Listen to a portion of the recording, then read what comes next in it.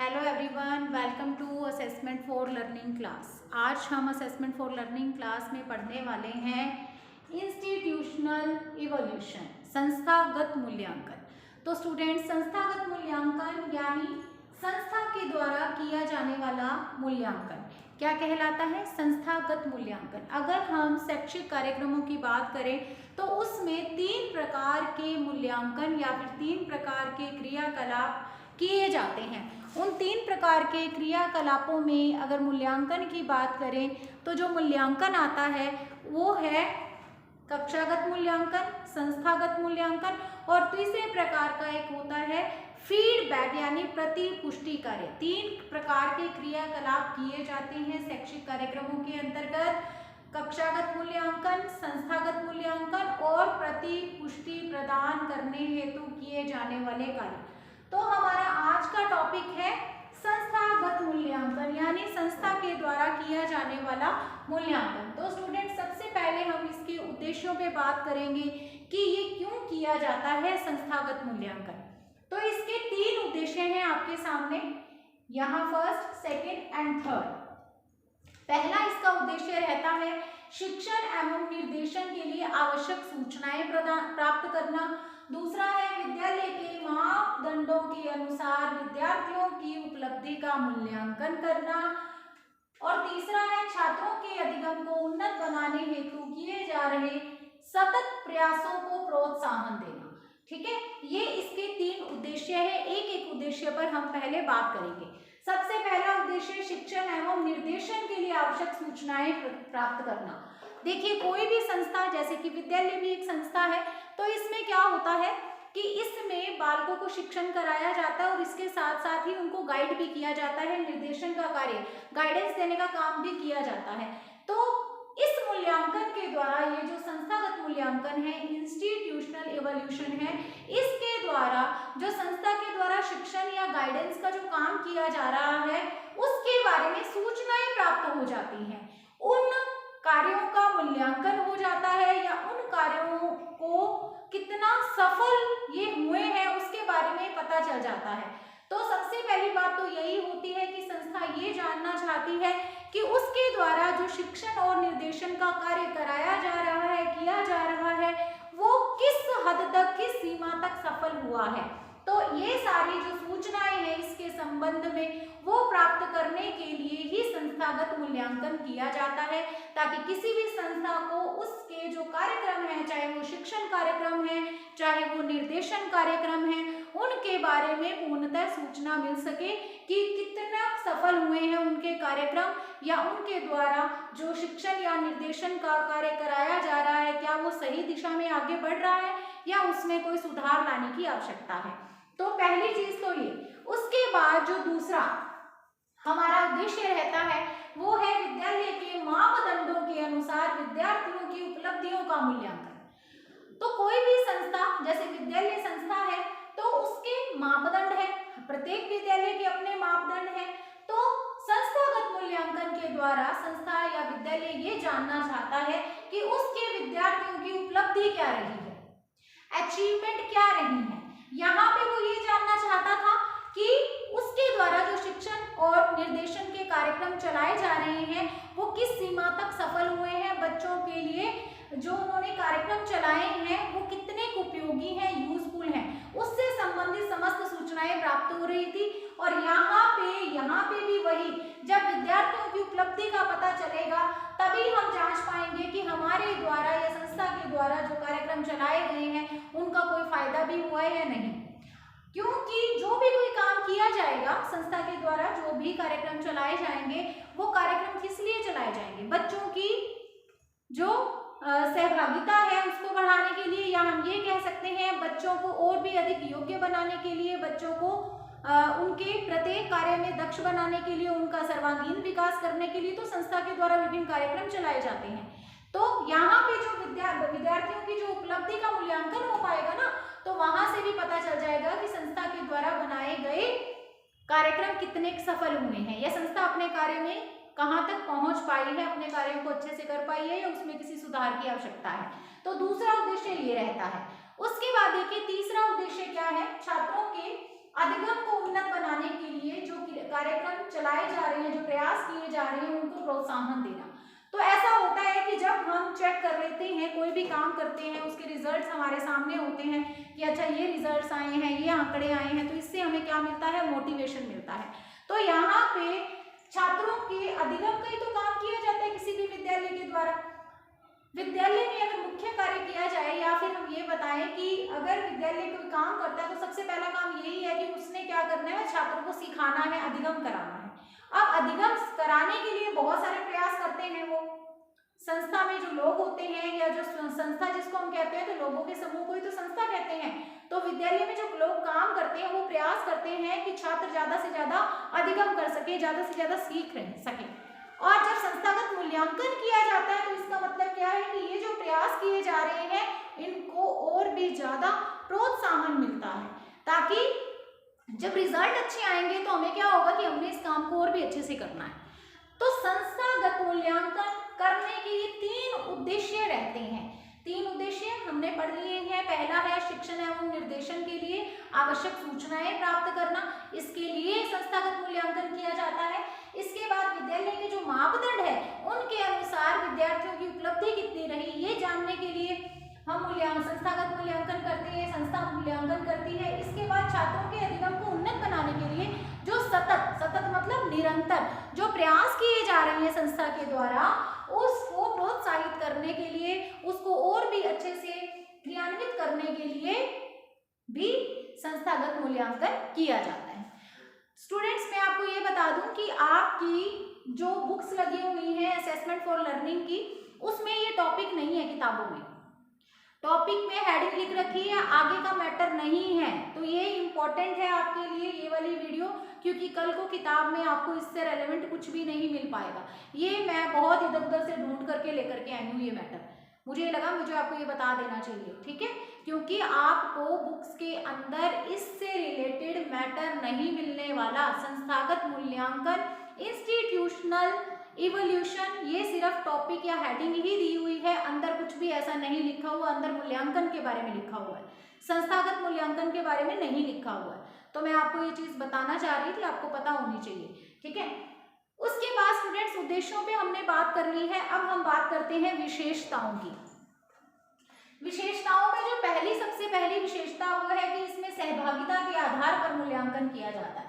सहभागिता किसकी, यानी सब लोग मिल करके फिर मूल्यांकन करते हैं। अब सब लोग कौन लोग मिल करके मूल्यांकन करते हैं, तो स्टूडेंट्स यहाँ पे आप सुनिए, जब मैंने संस्था की बात की तो संस्था कोई दिखाई देने वाली, ऐसा नहीं कि बिल्डिंग को संस्था बोला जाता है, नहीं, संस्था का मतलब क्या है, बिल्डिंग तो है, विद्यालय की एक बिल्डिंग है, एक उसका जो है वो स्ट्रक्चर है, लेकिन उसमें लोग भी तो काम करते हैं, वो भी संस्था के अंतर्गत ही आते हैं। तो लोगों का जो समूह बना हुआ है, विभिन्न पदों पर जो कार्यरत हैं लोग, वो आपस में मिल करके ये संस्थागत मूल्यांकन होता है, ठीक है। सब मतलब पूरी संस्था के द्वारा जो है मूल्यांकन किया जा रहा है। तो पूरी संस्था के द्वारा मतलब किसी एक व्यक्ति के द्वारा नहीं, क्योंकि संस्था में इतने सारे लोग काम करते हैं। और एक चीज और मैं आपको बता दूं कि यहाँ पे अगर विद्यार्थियों की उपलब्धि का मूल्यांकन करने की या उनके उसके बारे में जानने की बात होती है, तो विद्यार्थियों के सबसे ज्यादा संपर्क में कौन आता है, टीचर्स आते हैं, ठीक है, टीचर्स आते हैं। ऐसा नहीं कि प्रिंसिपल बिल्कुल नहीं आता संपर्क में, प्रिंसिपल भी आता है, लेकिन मुख्य रूप से कौन संपर्क में आता है डेली, तो वो है टीचर। टीचर ही बच्चों का सही मूल्यांकन कर सकता है। तो इसमें टीचर भी अपना सहभागिता अपना जो है सहयोग देगा। इसके साथ ही इसमें जो प्रिंसिपल है वो अपने पद पर कार्य करेगा, अपने तरीके से काम करेगा, उसके साथ ही जो भी वहां पे डायरेक्टर वगैरह हैं वो अपने स्तर पे काम करेंगे। तो सभी सहयोग की भावना का पालन करते हुए या सहयोग रखते हुए सहभागिता के आधार पर ये मूल्यांकन किया जाता है। ये इसकी सबसे पहली विशेषता है। कोई एक व्यक्ति इसमें मूल्यांकन नहीं करता है, बल्कि सब मिल करके मूल्यांकन करते हैं, ठीक है। उसके बाद जो दूसरी विशेषता है इसकी, वो है शिक्षा के उद्देश्यों की प्राप्ति के आधार पर मूल्यांकन। इसमें जो मूल्यांकन किया जाता है स्टूडेंट्स, वो कैसा मूल्यांकन है, वो मूल्यांकन है कि हम यानी कि हम एक संस्था के रूप में या हम एक टीचर है मान लीजिए, तो हमारी जो एक संस्था है उसका मुख्य रूप से सबसे पहला काम क्या होता है, शिक्षण कराना, है ना, शिक्षण कराना। शिक्षण के द्वारा अपने बालक का क्या करना है, अधिगम करना है। शिक्षण कराना मतलब शिक्षा के उद्देश्यों की प्राप्ति करना। तो जब ये मूल्यांकन किया किया जाता है संस्थागत मूल्यांकन, तो इसमें ये चेक किया जाता है कि जो संस्था के द्वारा शिक्षण का कार्य कराया जा रहा है उसमें मेन पॉइंट क्या है। हमने बच्चों को क्या करना है, शिक्षा प्रदान करनी है, यानी शिक्षा के जो उद्देश्य हैं उन उद्देश्यों की प्राप्ति के आधार पर ही हम ये मूल्यांकन करते हैं। प्रत्येक संस्था जब भी कोई कार्यक्रम चलाती है या जो भी कार्य करती है, तो चूंकि किसी भी संस्था, और संस्था का मतलब ये है कि यहाँ पे हम विद्यालय की बात करेंगे, है ना, क्योंकि शैक्षिक क्षेत्र में तो विद्यालय ही वो संस्था है। तो अब विद्यालयों का मुख्य कार्य क्या है, विद्यालयों में मुख्य रूप से क्या काम हो रहा है, शिक्षा प्रदान करने का काम हो रहा है। तो वहां पे जो विद्यालय है या जो वो संस्था है विद्यालय के रूप में, वो क्या प्रयास कर रही है, वो बच्चों को शिक्षित करने का प्रयास कर रही है, अर्थात वो शिक्षा के उद्देश्यों की प्राप्ति का प्रयास कर रही है। ठीक है, ये कार्य करके वो शिक्षा के उद्देश्यों की प्राप्ति तो कर रही है।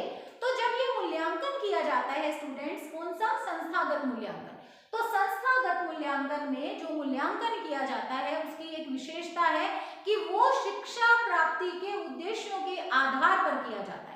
उसमें ये देखा जाता है कि जो संस्था के द्वारा मुख्य कार्य कराया जा रहा है, शिक्षण कराना अर्थात शिक्षा प्रदान करना, तो क्या वो शिक्षा के उद्देश्यों की पूर्ति के अकॉर्डिंग है, उसके अनुसार है, या उसमें कुछ बदलाव लाने की या कुछ और कार्यक्रम शुरू करने की या कुछ और मेथड्स अपनाने की जरूरत है जिससे कि वो और भी अच्छा बन सकता है।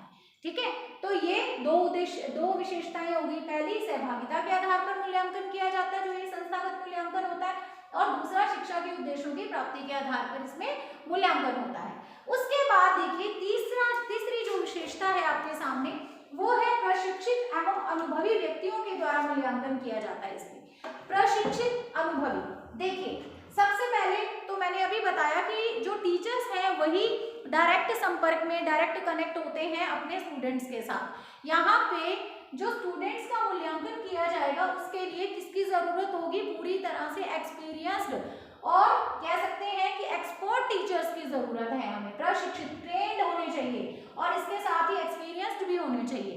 तो यहाँ पे ये जो मूल्यांकन किया जाता है संस्थागत मूल्यांकन, उसकी एक विशेषता ये भी है कि इसमें मूल्यांकन का कार्यक्रम या मूल्यांकन का कार्य एकदम ट्रेंड लोग या फिर एक्सपीरियंस्ड लोग करते हैं।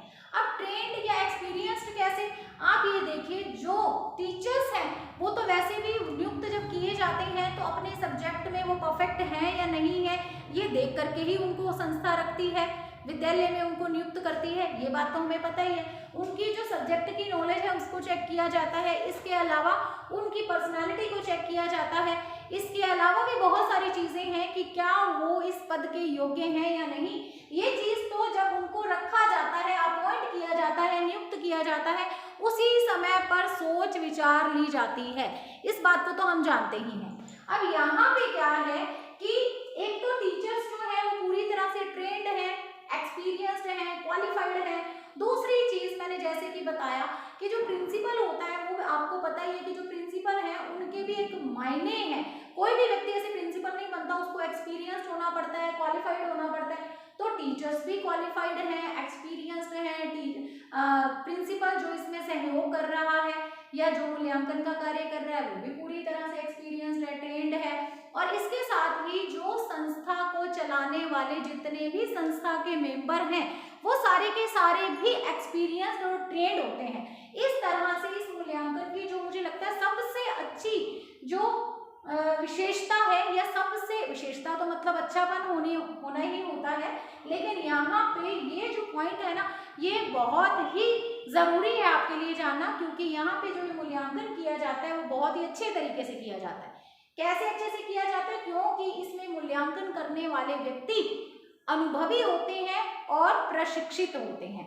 ठीक है, इसके साथ ही जो हमारा नेक्स्ट बिंदु है, लास्ट जो है फोर्थ पॉइंट, वो है संतुलित मूल्यांकन व्यवस्था। संतुलित, बैलेंस्ड, पूरी तरह से बैलेंस्ड होती है। क्या चीज बैलेंस्ड होती है, तो जो मूल्यांकन किया जाता है वो एकदम बैलेंस्ड होता है। अब आप ये देखिए, एक चीज तो यही कि यहाँ पे टीचर्स भी इन्वॉल्व्ड है, यहाँ पे प्रिंसिपल भी इन्वॉल्व्ड है, तो इसमें इसके अलावा जो संस्था के प्रधान वगैरह है, डायरेक्टर हैं, वो भी इन्वॉल्व्ड है। तो यहाँ पे जो मूल्यांकन होगा वो पूरी तरह से वस्तुनिष्ठ होगा। कोई भी व्यक्तिगत जो विचार है वो इसके आड़े नहीं आ पाएंगे। ऐसे नहीं है कि किसी बच्चे का मूल्यांकन करना है तो वो टीचर का बहुत ही प्रिय है, तो टीचर अपने आधार पर उसका मूल्यांकन कर देगा। नहीं, प्रिंसिपल को भी वैसा ही लगना चाहिए, डायरेक्टर को भी वैसा ही लगना चाहिए, या संस्था के मेंबर्स को भी उस बच्चे के बारे में वैसा ही लगना चाहिए। तो थोड़ा सा ऑब्जेक्टिविटी आ जाती है जब पर्सन्स अलग अलग होते हैं तो, ठीक है। इसके अलावा क्या होता है कि इसमें सब अपना अपना काम करते हैं। बैलेंस का मतलब कोई भी किसी दूसरे के काम में नहीं जाएगा, बल्कि सब लोग अपना अपना काम अपने अपने स्तर पर करते हैं। किसी को किसी से कोई कह सकते हो कि कोई प्रॉब्लम नहीं होती है, या किसी को किसी के मैटर में कुछ भी नहीं बोलना होता। सब अपने अपने तरीके से अपने अपने पद के अकॉर्डिंग और अपने अपने जो उनको अपना अपना काम मिला है उसके अकॉर्डिंग वो काम करते हैं, इवोल्यूशन करते हैं, ठीक है। तो इस तरह से जो भी मूल्यांकन की ये वाली व्यवस्था होती है जो संस्थागत मूल्यांकन में, तो वो पूरी तरह से बैलेंस्ड होती है। ये अरेंजमेंट्स जो होते हैं, इवोल्यूशन अरेंजमेंट्स, वो पूरी तरह से बैलेंस्ड होते हैं। उसमें कुछ भी ऐसा नहीं होता कि व्यक्तिगतता आ जाए, ठीक है। व्यक्तिगतता मतलब टीचर को अगर लगता है, मान लीजिए कोई बच्चा घर पे उनसे ट्यूशन पढ़ने के लिए आता है, ठीक है, तो वो बच्चा तो वैसे भी जिनसे वो एक्स्ट्रा हमने आकलन का व्यवसायीकरण पढ़ा है ना टॉपिक, तो वो बच्चा तो उनका क्या हो गया, प्रिय हो गया ना। तो उनको ये लगेगा कि नहीं नहीं, इसका तो असेसमेंट अच्छे से होनी चाहिए, इसका इवोल्यूशन अच्छे से होना चाहिए। तो ऐसा नहीं है कि वो अपने मत के आधार पर उसका इवोल्यूशन कर देंगे, नहीं, इवोल्यूशन किसके आधार पर होगा, सब लोग मिलकर के करेंगे, सहभागिता के आधार पर होगा। पहला पॉइंट जो हमारा है, इवोल्यूशन तो सहभागिता के आधार पर होगा, और इस तरह से वो अकेला अपने द्वारा मन चाहा, अब व्यक्तिगत रूप से जो उसको लगता है वो उसका मूल्यांकन नहीं कर सकता, बल्कि उसको सबको साथ में लेकर के चलना है। तो जो रिजल्ट आएगा, जो मूल्यांकन होगा, वो बहुत ही अच्छे से होगा। जो मूल्यांकन की प्रक्रिया है जो कि निरंतर चलती रहती है, वो प्रक्रिया, वो प्रोसेस बहुत ही अच्छे से संपूर्ण होगी संस्थागत मूल्यांकन के द्वारा, ठीक है। इसमें कोई दो राय नहीं है, ये बहुत ही अच्छा आप कह सकते हो मूल्यांकन है। तो स्टूडेंट्स, ये है आपके सामने संस्थागत मूल्यांकन, जिसके बारे में मैं आपको ये बता चुकी हूँ कि आपकी जो बुक है उसमें केवल मात्र हेडिंग लिखी हुई है और अंदर कुछ भी नहीं लिखा हुआ है कि संस्थागत मूल्यांकन क्या होता है, या उसके उद्देश्य क्या होते हैं, या उसकी विशेषताएं क्या होती हैं। यहाँ पे मैं आपके लिए ये मैटर बहुत सारी जगह से खोज करके लेकर के आई हूँ। तो अगर एग्जाम में आप इसको पढ़ते हो और एग्जाम में आपको यही वाला क्वेश्चन आ जाता है, तो ये आपके लिए यूजफुल रहेगा। मैं टीचर हूँ तो मेरे को तो आपको सारे के सारे टॉपिक्स अच्छे से कराने हैं, चाहे वो बुक में दिए हूँ तो, और चाहे मैं इधर उधर से खोज करके लेकर के आऊँ, बट मैंने आपको संपूर्ण सिलेबस कराना है। यूनिट 5 के सेकंड पार्ट में और सेकंड पार्ट के भी लास्ट टॉपिक के रूप में आपको ये दिखाई देगा, इंस्टीट्यूशनल इवोल्यूशन। वहाँ पे आपको तीन चीजें दिखाई देंगी। एक तो आकलन का व्यवसायीकरण, कमर्शलाइजेशन ऑफ असेसमेंट, ठीक है। आकलन के व्यवसायीकरण के अंतर्गत आपको पता ही है, यूनिट 5 के सेकंड पॉइंट की मैं बात कर रही हूँ, उसमें सबसे पहले आकलन का व्यवसायीकरण और उससे रिलेटेड आपकी 4 वीडियोस बनी थी, ठीक है। पार्ट 1, पार्ट 2, पार्ट 3 और पार्ट 4 क्लासेस हुई थी हमारी आकलन के व्यवसायीकरण से संबंधित। उसके बाद जो हमारी लास्ट क्लास थी वो थी टीचर असेसमेंट बाय स्टूडेंट्स, छात्रों द्वारा शिक्षक आकलन। और उसके बाद यूनिट 5 के ही सेकंड पॉइंट के लास्ट टॉपिक के रूप में आज हमने पढ़ लिया है संस्थागत मूल्यांकन अर्थात इंस्टीट्यूशनल इवोल्यूशन, ठीक है। तो यहाँ पे हमने उद्देश्यों पे भी बात कर ली, विशेषताओं पे भी बात कर ली। अब एक नजर लास्ट में और इसको देख लेते हैं, क्योंकि बार बार कह रही हूँ बुक में नहीं है, तो अच्छे से इसको एक बार और देख लेते हैं, और उसके बाद हमारा जो यूनिट 5 का जो सेकंड पॉइंट है वो कंप्लीट हो जाएगा। ओके, 3 उद्देश्य हैं, कौन कौन से? शिक्षण एवं निर्देशन के लिए आवश्यक सूचनाएं प्राप्त करना, विद्यालय के मापदंडों के अनुसार विद्यार्थियों की उपलब्धियों का मूल्यांकन करना, छात्रों के अधिगम को उन्नत बनाने हेतु किए जा रहे सतत प्रयासों को प्रोत्साहन देना। विशेषताएं क्या है? सहभागिता के आधार पर मूल्यांकन होता है, इसमें शिक्षा के उद्देश्यों की प्राप्ति के आधार पर मूल्यांकन होता है, प्रशिक्षित एवं अनुभव व्यक्तियों के द्वारा मूल्यांकन किया जाता है, और संतुलित मूल्यांकन व्यवस्था है ये, ठीक है। तो इसी के साथ ही हमारा ये टॉपिक समाप्त होता है और आज की क्लास भी समाप्त होती है। नेक्स्ट वीडियो में, नेक्स्ट क्लास में, नई वीडियो, नया topic. Okay, God bless you, have a nice day.